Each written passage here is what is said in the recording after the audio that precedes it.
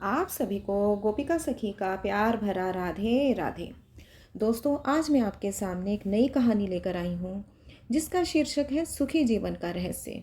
दोस्तों, अपने जीवन में कौन सुखी नहीं रहना चाहता? किसको जीवन में दुख पसंद है?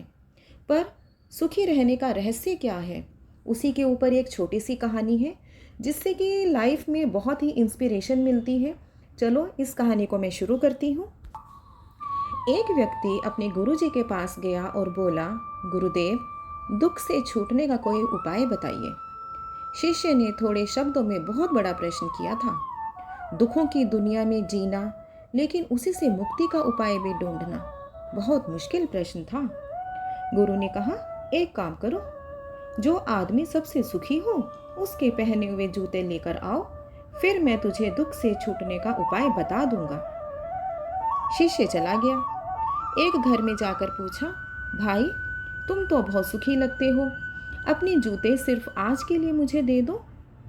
उसने कहा, कमाल करते हो भाई, मेरा पड़ोसी इतना बदमाश है कि क्या कहूँ। ऐसी स्थिति में मैं सुखी कैसे रह सकता हूँ?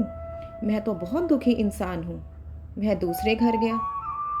दूसरा बोला, अब क्या कहूँ भाई, सुख की तो बात ही मत करो, मैं तो पत्नी की वजह से बहुत परेशान हूँ। ऐसी जिंदगी बिताने से तो अच्छा है कि कहीं जाकर साधु बन जाऊं। सुखी आदमी देखना चाहते हो तो किसी और घर में जाओ। वह तीसरे घर गया, फिर चौथे घर गया, ऐसे न जाने कितने ही घरों में गया।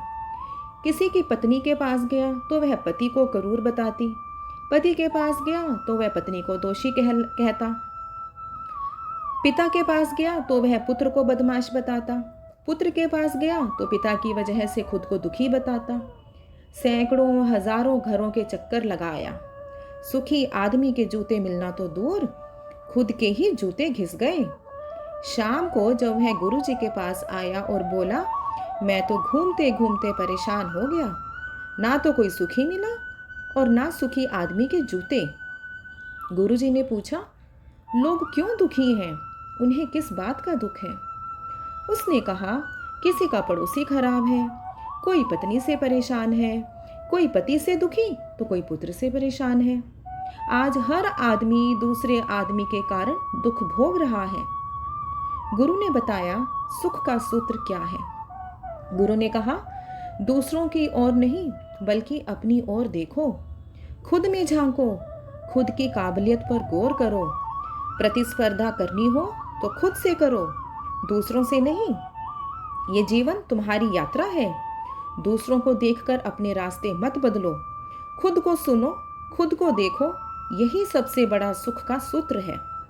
शिष्य बोला, महाराज, बात तो आपकी सत्य है, लेकिन यही बात आप मुझे सुबह बता सकते थे, फिर इतनी परिक्रमा क्यों करवाई?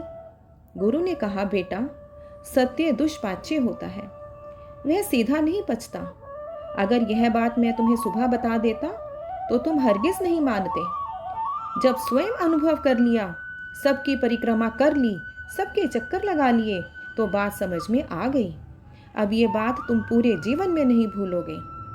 जीवन तुम्हारी यात्रा है, दूसरों को देखकर अपने रास्ते मत बदलो। दोस्तों, कहने को तो ये कहानी बहुत ही छोटी है, पर जीवन का कितना बड़ा सार इस कहानी में छुपा हुआ है। हमें अपने अंदर झांकना चाहिए, दूसरों की कमियों पे या दूसरों के दोषों को हमें नहीं देखना चाहिए।